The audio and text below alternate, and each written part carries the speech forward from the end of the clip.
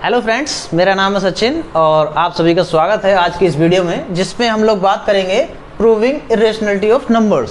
सबसे पहले बात करूंगा मैं टाइप 1, पहले टाइप की, जिसमें irrationality of numbers having form of √n। अब मुझे प्रूफ करना है कि √2 इज इर्रेशनल। तो हमेशा हम जब भी इस तरह के क्वेश्चंस होंगे तो उन्हें हम कॉन्ट्राडिक्टरी मेथड से ही प्रूव करेंगे।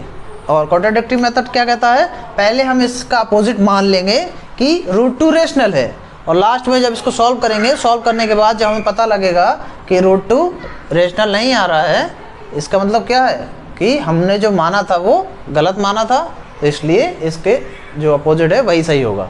ठीक है, तो कैसे करेंगे आइए देख लेते हैं। तो सबसे पहले जब मैं इसको सॉल्व करूँगा तो मान लेंगे लेट, सबसे पहले हम मानेंगे let us assume okay on the contrary, क्योंकि हम कॉन्ट्रेरी बेस पे इसको प्रूव करेंगे। ठीक है, अगर ऐसा हो सकता है, या इसको हम दूसरी लैंग्वेज में भी लिख सकते हैं, let us assume if possible, इस तरह से भी हम बोल सकते हैं। ठीक है, दैट √2 इज रेशनल। तो हमने मान लिया कि √2 रेशनल है, अगर ऐसा पॉसिबल है तो, या दूसरी लैंग्वेज में लिख सकता हूँ मैं इसे, if possible let √2 is rational, इस तरह से भी लिख सकते हैं। ठीक है, देन अब अगर हमने मान लिया कि √2 रेशनल है तो रेशनल नंबर्स को हम P/Q के फॉर्म में लिख सकते हैं। और रेशनल और इरेशनल संख्याओं को डिटेल में हम बात करेंगे जब मैं 9th क्लास का चैप्टर शुरू करूँगा नंबर सिस्टम, तब उसमें हम रेशनल और इरेशनल नंबर को डिटेल में बात करेंगे, डिटेल में डिस्कस करेंगे। फिलहाल रेशनल नंबर्स को हम P/Q के फॉर्म में लिख सकते हैं, तो उसको हम यूज़ करेंगे। Then there exist A and B such that √2 is equal to A/B। जैसा कि हमने √2 रेशनल मान लिया, तो √2 रेशनल है तो A/B के फॉर्म में लिख सकता हूँ। और जहाँ पे B क्या होंगे, where A and B are coprime, इन्हें हम मानेंगे को प्राइम इंटीजर्स। और को प्राइम का मतलब क्या है, दोनों में कोई भी कॉमन फैक्टर नहीं होगा। दैट इज, इसका मतलब क्या है, जो HCF होगा A और B का वो कितना होगा, 1। That is HCF of A and B is equal to 1। It means दोनों का कोई भी कॉमन फैक्टर नहीं होगा। अगर A को कोई नंबर डिवाइड कर रहा है और B को भी कोई नंबर डिवाइड कर रहा है, मतलब दोनों कॉमन फैक्टर हो जाएगा। तो यहाँ पे A और B का कोई भी कॉमन फैक्टर नहीं होना चाहिए, दोनों का HCF 1 है, मतलब 1 ही केवल और केवल इन दोनों का कॉमन फैक्टर होना चाहिए। ठीक है, तो चलिए देख लेते हैं। अब ध्यान दीजिए, तो सबसे पहले मैं क्या करूँगा, √2B is equal to A, B को मैं इधर ले आऊँगा। ठीक है, अब दोनों को स्क्वायर कर देंगे दोनों तरफ, तो √B स्क्वायर हो जाएगा, इधर भी स्क्वायर हो जाएगा। तो ध्यान दीजिए, ये हो जाएगा मेरे पास 2B square is equal to A square.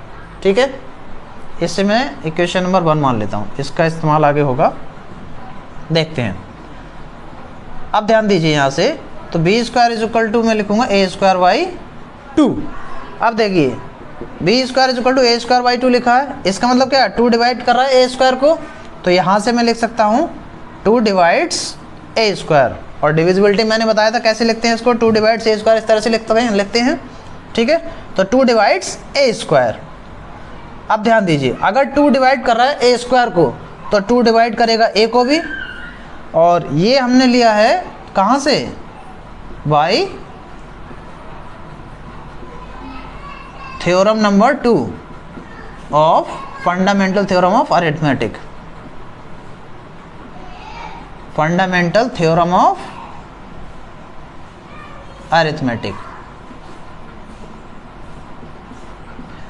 Second theorem जो मैंने बताई थी कि अगर कोई भी नंबर P है, A स्क्वायर को डिवाइड करा तो A को भी वो डिवाइड करेगा, तो इस थ्योरम को यूज़ करके हमने ये सेंटेंस ले लिया। ठीक है, अब ध्यान दीजिए, डिविजिबिलिटी मैंने बताया था, अगर कोई भी संख्या डिवाइड कर रही है, इसका मतलब क्या है, अगर 2 डिवाइड कर रहा है A को, तो इस तरह से लिख सकता हूँ मैं, चाहे A डिवाइड्स भी लिखूँ या A/B लिखूँ, लिख सकता हूँ। तो मैं मान लेता हूँ कोई संख्या C आएगी जो इसे डिवाइड कर रही है। ठीक है, B is equal to AC divisibility में बताया था मैंने, तो C मैंने मान लिया कोई भी आ जाएगा जिसके लिए 2 डिवाइड करेगा A को। ठीक है, तो मैं मान लेता हूँ कि ये C आ जाएगा। ठीक है, अब अगर ये c आ गया तो यहाँ से ध्यान देंगे तो a is equal to 2c हो जाएगा। अगेन स्क्वायर करेंगे हम, अगेन अगर हम स्क्वायर करेंगे तो a square is equal to 2c का स्क्वायर हो जाएगा। तो यहाँ से देखिए, इसके आगे मैं इधर लिख देता हूँ यहाँ पे, ठीक है। यहाँ से देखिए a square is equal to 2c square है। अब देखिए a स्क्वायर की वैल्यू में यहाँ से from equation number 1 2b square लिख सकता हूँ मैं, तो a स्क्वायर की जगह मैं यहाँ पे 2b स्क्वायर लिख देता हूँ, चूँकि यहाँ से लिख देता हूँ मैं फ्रॉम इक्वेशन 1। इक्वेशन 1 से मैंने a स्क्वायर की वैल्यू यहाँ पुट कर दी। अब यहाँ से देखें, सॉरी यहाँ पे 4 स्क्वायर होगा, क्योंकि 2c स्क्वायर है तो 2 का स्क्वायर करेंगे तो ये 4c स्क्वायर हो जाएगा, ठीक है। तो 2 से डिवाइड करूँगा इसे में तो 2 आ जाएगा यहाँ से। तो यहाँ से मुझे मिलेगा b square is equal to 2c square. तो यहाँ से c स्क्वायर की वैल्यू आ जाएगी हमारे पास b स्क्वायर डिवाइडेड बाई 2। अब देखिए ध्यान से, यहाँ से c स्क्वायर मेरे पास b स्क्वायर बाई 2 आ गया। इसका मतलब क्या है, जो 2 है वो b स्क्वायर को भी डिवाइड कर रहा है, 2 डिवाइड्स b स्क्वायर। और अगर 2 डिवाइड्स b स्क्वायर है तो ये 2 जो है b को भी डिवाइड करेगा। क्लियर है यहाँ तक? By theorem number 2, by theorem number 2 of fundamental theorem of arithmetic, इस तरह से शॉर्ट में लिख देता हूँ मैं, ठीक है। अब ध्यान दीजिए, सिंस यहाँ से हमें पता है 2 डिवाइड्स a, जो 2 है 2 divides a and 2 divides b। a को भी डिवाइड कर रहा है 2 और 2 b को भी डिवाइड कर रहा है। इसका मतलब क्या हुआ, 2 दोनों का कॉमन फैक्टर हो गया। सो 2 is the common factor of a and b, hence अब देखिए यहाँ से हमने जो माना था वो माना था कि HCF a और b का 1 आना चाहिए। इसका मतलब क्या है, ये को प्राइम होना चाहिए, कोई भी कॉमन फैक्टर इनके बीच में नहीं होना चाहिए। लेकिन हमारे पास क्या आया, ये कॉमन फैक्टर 2 आया।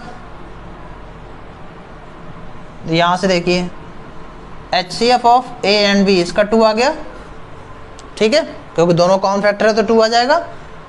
अब देखिए ध्यान से, so this contradicts our assumption, this contradicts the fact that a and b are co-prime। हमने जो माना था कि a एंड b को प्राइम है, इसको कॉन्ट्राडिक्ट कर रहा है। कॉन्ट्राडिक्ट कर रहा है मतलब इसको ब्रेक कर रहा है, इसको मना कर रहा है, इसको रिफ्यूज कर रहा है, ठीक है। So hence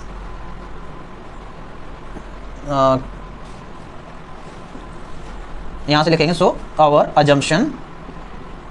assumption is wrong. जो हमने माना था वो क्या है, रॉन्ग है।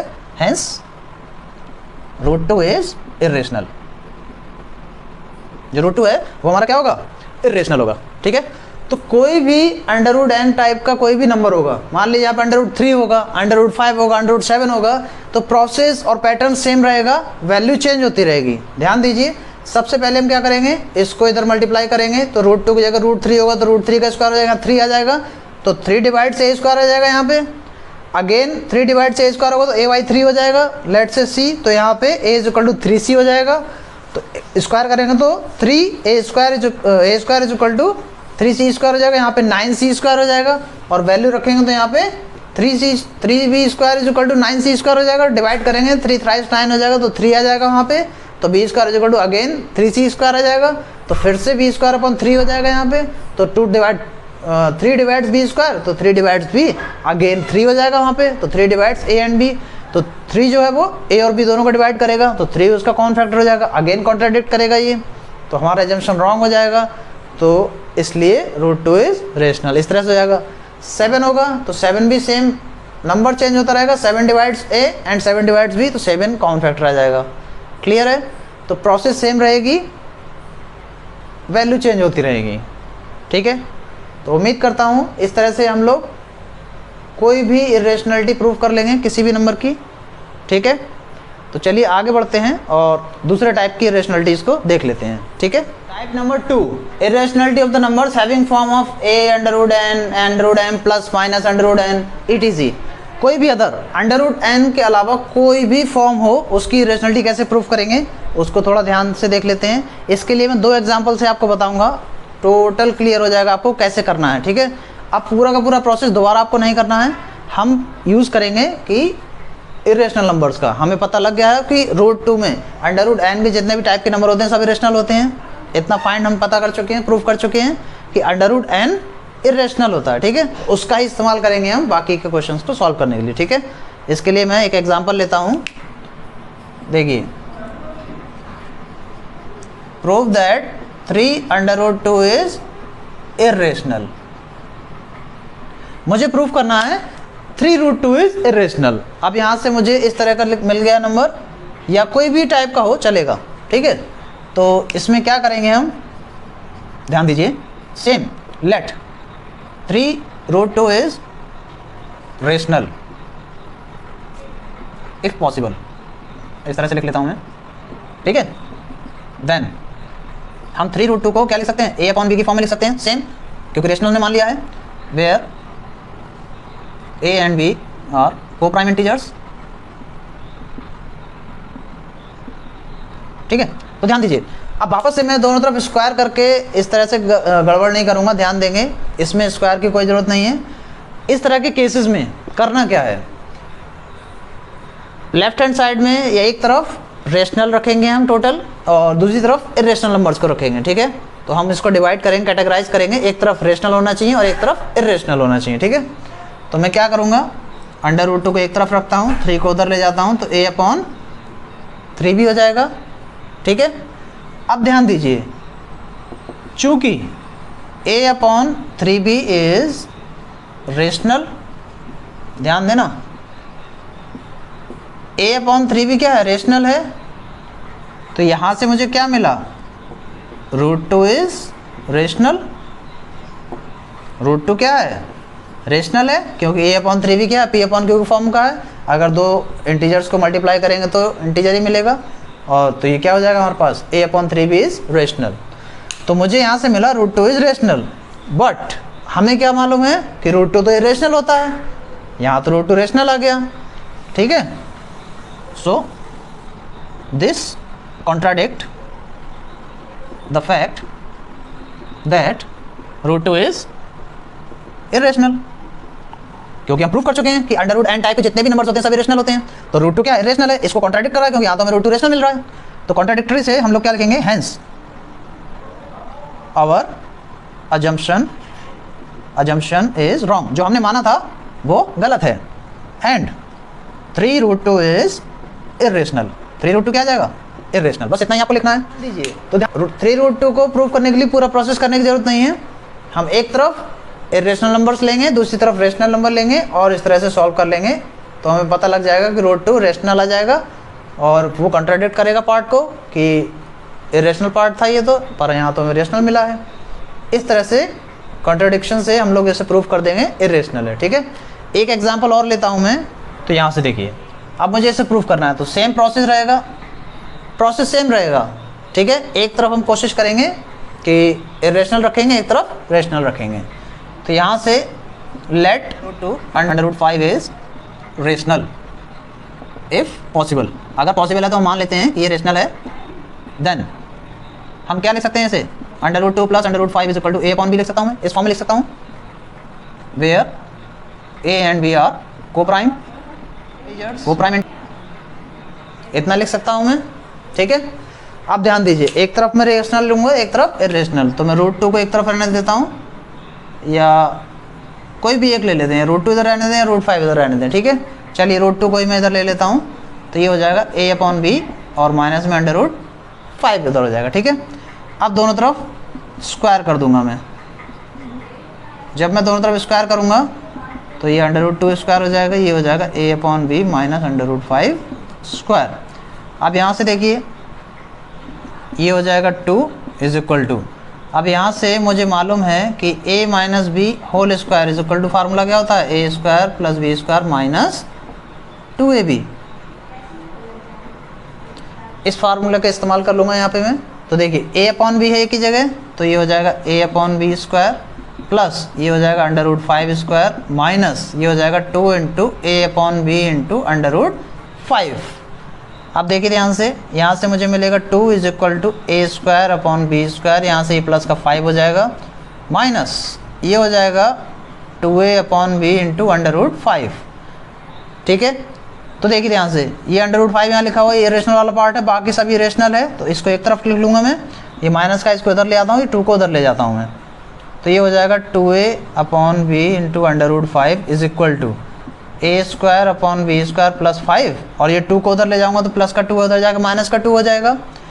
तो यहाँ से अब मुझे क्या मिलेगा, 2a under root 5 upon b is equal to ये हो जाएगा मेरे पास a square plus b square, और ये प्लस का कितना हो जाएगा 3 हो जाएगा, 5 माइनस 2 3 हो जाएगा। ठीक है, अब देखिए ध्यान से, 3 है ये 1 है, इसको मैं एलसीएम लेके मल्टीप्लाई करूँगा तो यहाँ से मुझे क्या मिल जाएगा बी स्क्वायर मिल जाएगा, तो ये ए स्क्वायर प्लस 1 बी स्क्वायर ये हो जाएगा 3b स्क्वायर। ठीक है, अब देखिए 2a अपॉन बी है, इसको भी उधर ले जाता हूँ मैं, तो यहाँ से मुझे under root 5 is equal to क्या मिल जाएगा, a square plus 3b square upon b square. अब ये b इधर डिवाइड में है, उधर जाके मल्टीप्लाई में हो जाएगा, इंटू बी हो जाएगा, और ये 2a है तो 2a अपॉन में आ जाएगा, तो इधर हो जाएगा, b से भी ये कैंसिल आउट हो जाएगा। ठीक है, तो ये जो मुझे मिलेगा ये मिलेगा a square plus 3b square upon ये हो जाएगा 2ab, a square plus 3b square upon 2ab is rational, क्योंकि a upon p q p upon b की फॉर्म में लिख सकता हूँ मैं इसे, यानी कि रेशनल ही आ जाएगा ये। ठीक है, तो यहाँ से मुझे क्या मिलता है, यहाँ से मुझे मिला जो अंडर रूट 5 है, अंडर रूट 5 इज रेशनल, क्योंकि ए स्क्वायर प्लस 3b स्क्वायर ये अंडर रूट 5 के इक्वल है, तो इसका मतलब ये इक्वल है, यानी कि अगर ये रेशनल है तो अंडर रूट 5 भी रेशनल होगा। आप ध्यान दीजिए, यहाँ से तो रेशनल मिला, बट दिस कॉन्ट्राडिक्ट्स, ये कॉन्ट्राडिक्ट करा ना, this contradicts the fact that root 5 is irrational. ये इस फैक्ट को कॉन्ट्राडिक्ट कर रहा है कि रूट 5 क्या है, इरेशनल है। तो कॉन्ट्राडिक्ट का मतलब क्या होता है, इसको खंडन कर रहा है, यानी कि इसको खत्म कर रहा है बात को, यानी कि रिफ्यूज कर रहा है। तो ध्यान दीजिए, but this contradict the fact that root 5 is irrational, hence our assumption is wrong. हमारा अजम्पशन क्या था, रॉन्ग था, एंड जो हमने माना था वो गलत था, तो उसका उल्टा ही हो जाएगा, and root 2 and root 5 is irrational, ये क्या हो जाएगा हमारा, इरेशनल। तो जब भी हम इस तरह के क्वेश्चंस को सॉल्व करेंगे, कोई भी क्वेश्चन हो, किसी भी तरह का क्वेश्चन हो, आप थीम समझिए क्वेश्चन की कि करना कैसे है। सबसे पहले हम कोशिश करेंगे एक तरफ इरेशनल पार्ट रखें, दूसरी तरफ रेशनल पार्ट रखें, कैलकुलेट करें। तो जब भी हमें लास्ट में एक तरफ इरेशनल होगा एक तरफ रेशनल होगा, तो इरेशनल वाला पार्ट रेशनल मिल जाएगा हमें, और वहीं हमारा जो फैक्ट है वो कॉन्ट्राडिक्ट करेगा, और जैसे ही कॉन्ट्राडिक्ट किया तो हमारा अजम्पशन रॉन्ग हो जाएगा, तो जैसा ही हमारा रॉन्ग होगा तो उसका अपोजिट सही हो जाएगा, तो उसका अपोजिट आंसर आ जाएगा। क्लियर, तो कॉन्ट्राडिक्टरी मेथड से हम इसको प्रूव करते हैं। क्लियर है यहाँ तक? चलिए तो आगे बढ़ते हैं। Determining the nature of the decimal expansion of rational numbers. Rational numbers के डेसिमल एक्सपेंशंस का नेचर हम लोग इसमें डिटरमाइन करेंगे, पता करेंगे कि डेसिमल एक्सपेंशन कैसा होता है, टर्मिनेटिंग होता है, नॉन टर्मिनेटिंग होता है, या किस तरह से आगे हम डेसिमल एक्सपेंशन है वो डिटरमाइन करेंगे। लेकिन उसके लिए हम डिवीज़न नहीं करेंगे। इन जनरल जो भी नंबर्स होता है, जैसे मान लीजिए फॉर एग्जांपल 2/3, तो हम 3 से डिवाइड कर लेते हैं 2 को, या 10/2 तो 2 से डिवाइड कर लिया हमने 5 को।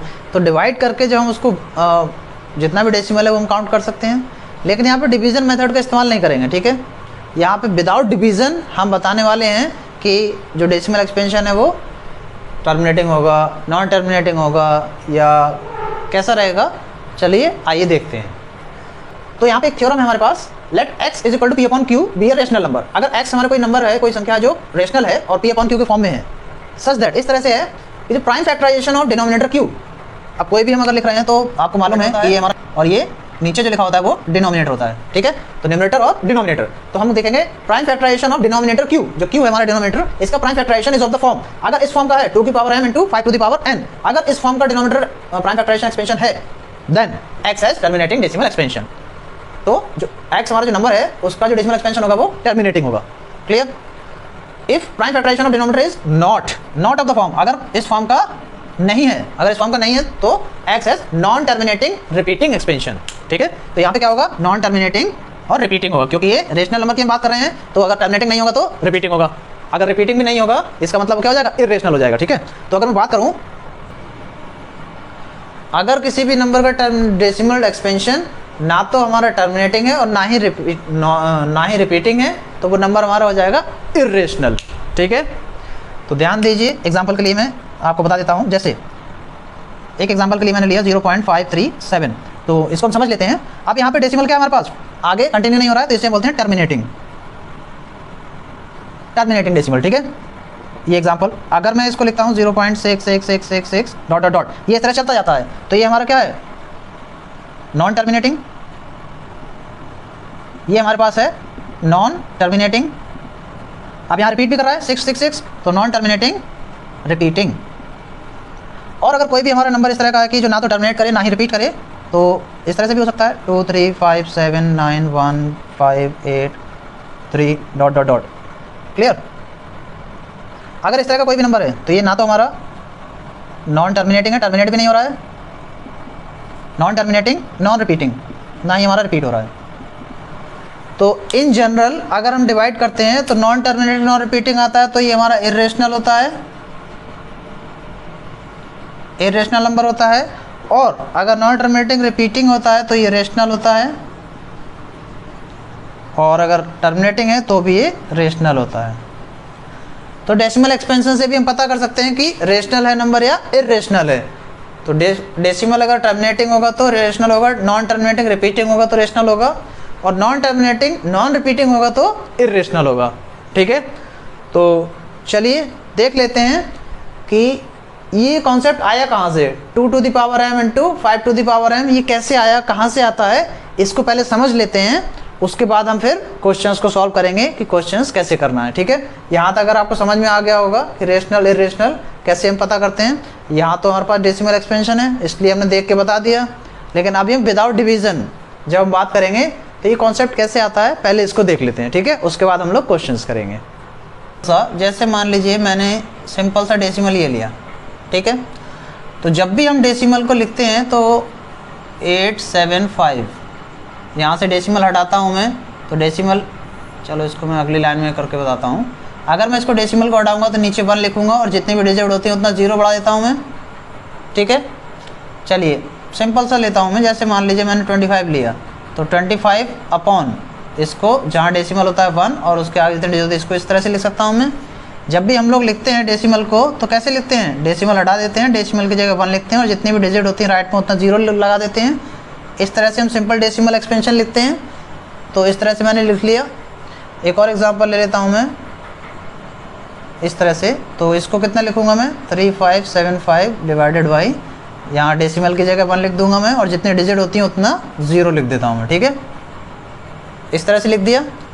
अब ध्यान दीजिए, इस तरह से लिखने का मतलब क्या है, 875 अपॉन इसे मैं कितना लिख सकता हूँ, 10 टू द पावर 3, और ये हो जाएगा 25 अपॉन 10 टू द पावर 2, और ये हो जाएगा 3575 अपॉन ये कितना हो जाएगा, 10 to the power 1 2 3 4, 10 to the power 4।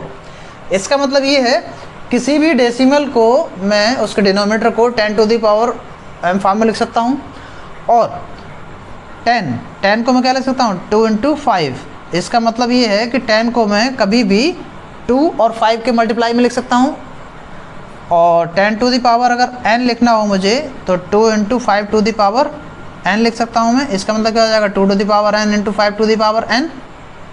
ठीक है, अब ध्यान दीजिए, जैसे मैं लिख रहा हूँ अगर 1/10, तो 1/10 लिख रहा हूँ तो 1/10 को मैं 2 इंटू 5 लिख सकता हूँ मैं।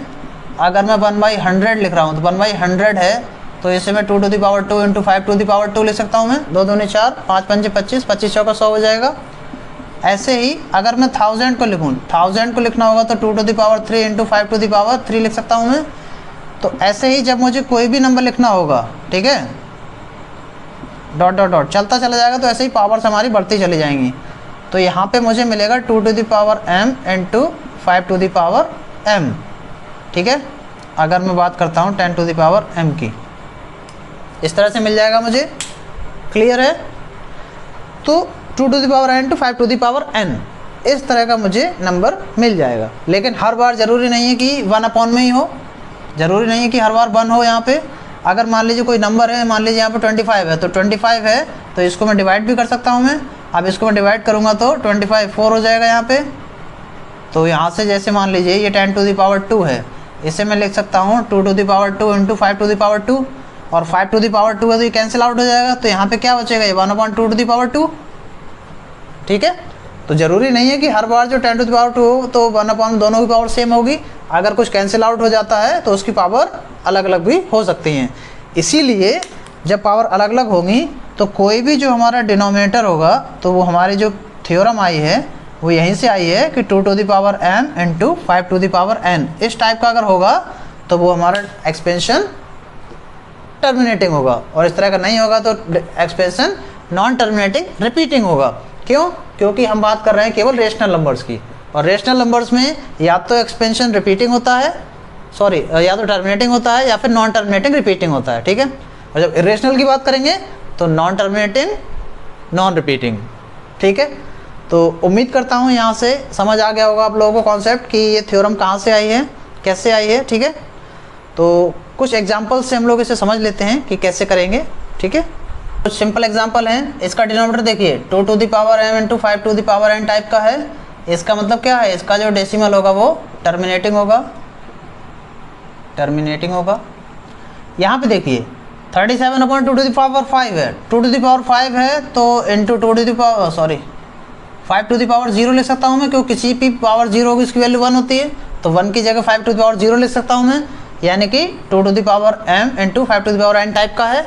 इसका मतलब ये भी हमारा टर्मिनेटिंग होगा, ये भी टर्मिनेटिंग होगा। और सेम 5 टू द पावर 3 है तो इससे मैं 2 टू द पावर 0 लिख सकता हूँ मैं, तो ये भी हमारा 2 टू द पावर 5 टाइप का है, इसका मतलब terminating. 5 to the power m into 2 to the power n type का है। अब देखिए ये 2 to the power m into 5 to the power n type का तो है, लेकिन इसमें साथ में 17 भी एक्स्ट्रा है, तो ये 17 एक्स्ट्रा नहीं होना चाहिए था। हमें क्या करना है कि completely 2 to the power m into 5 to the power n का ही होना चाहिए, एक्स्ट्रा कुछ भी नहीं होना चाहिए। अगर एक्स्ट्रा है तो भी ये जो हमारा डेसिमल होगा वो नॉन टर्मिनेटिंग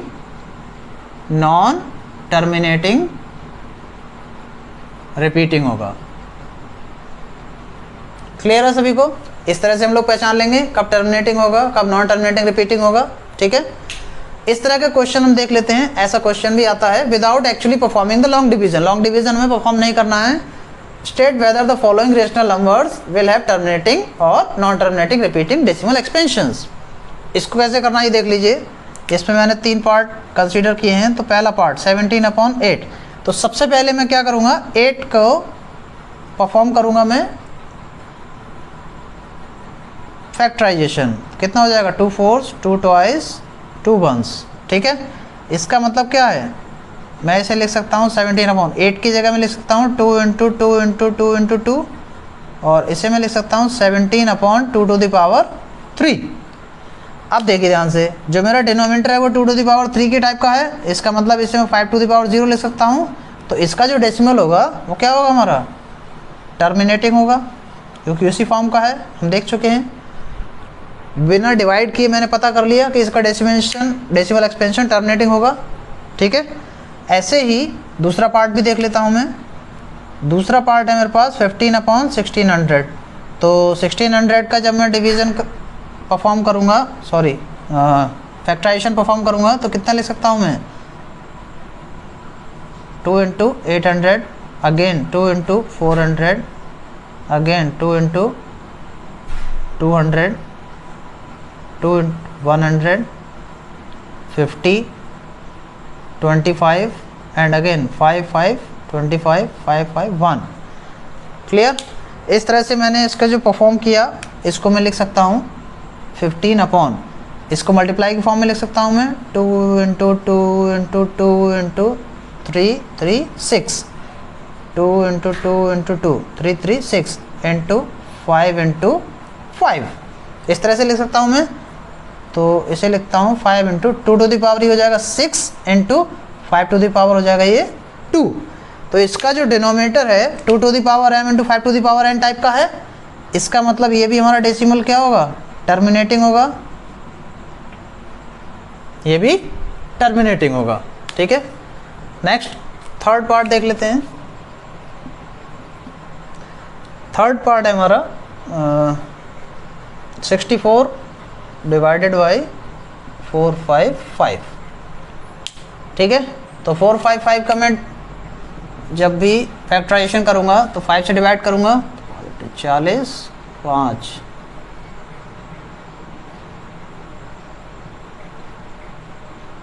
5 9 45, 5 5 1। ठीक है, 7 से डिवाइड करूँगा, 7 1 2, 7 3 13 से डिवाइड करूँगा 1। ठीक है, तो मैं इसे लिख सकता हूँ 64 divided by 5 into 7 into 13। Clear? तो ये 5 to the power n type का तो है, लेकिन इसमें 2 टू द पावर n नहीं है, और 7 और 13 भी एक्स्ट्रा हैं। अगर ये एक्स्ट्रा है तो इसका मतलब क्या है, ये जो हमारा एक्सपेंशन होगा वो होगा नॉन टर्मिनेटिंग एंड रिपीटिंग। ये जो हमारा एक्सपेंशन होगा वो होगा नॉन टर्मिनेटिंग रिपीटिंग। क्लियर है सभी को? इस तरह से हम किसी भी रेशनल नंबर के डिनोमिनेटर का फैक्टराइजेशन करके पता लगा सकते हैं कि वो हमारा रेशनल नंबर टर्मिनेटिंग है, नॉन टर्मिनेटिंग रिपीटिंग है। ठीक है, अब देखिए ध्यान से, एक पॉइंट और ऐड करना चाहूँगा। अगर 2 to the power m into 5 to the power m type का डेसिमल एक्सपेंशन है तो कितने प्लेस बाद वो टर्मिनेट करेगा? तो जो रेशनल नंबर है हमारा वो टर्मिनेट करता है k प्लेसेस के बाद, where k is equal to max of m and n। जो मैक्सिमम नंबर होगा m और n में उतने प्लेसेस के बाद टर्मिनेट करेगा। ठीक है, तो अगर m ज़्यादा है तो m नंबर के बाद टर्मिनेट करेगा, n अगर ज़्यादा है तो n नंबर के बाद टर्मिनेट, जो भी फिगर होगा नंबर उसके बाद टर्मिनेट करेगा। जैसे यहाँ से देखेंगे तो ये 7 प्लेसेस बाद टर्मिनेट करेगा, इसमें हमारा k इज इक्वल टू 7 आ जाएगा, तो ये हमारा 7 प्लेसेस के बाद टर्मिनेट करेगा। इसमें ध्यान देंगे तो ये हमारा 5 फिगर है, तो यहाँ पे 5 प्लेसेस के बाद टर्मिनेट करेगा, यहाँ 3 ज़्यादा है तो 3 प्लेसेस के बाद टर्मिनेट करेगा। ठीक है, क्लियर है इतनी बात? तो उम्मीद करता हूँ आज का सेशन आपको पसंद आया होगा, और √2 कैसे हम प्रूव कर सकते हैं इरेशनल है, और किसी भी रेशनल नंबर का डेसिमल एक्सपेंशन हम कैसे फाइंड कर सकते हैं कि ये टर्मिनेटिंग है, नॉन टर्मिनेटिंग रिपीटिंग है। इस तरह से आप लोगों को समझ आ गया होगा।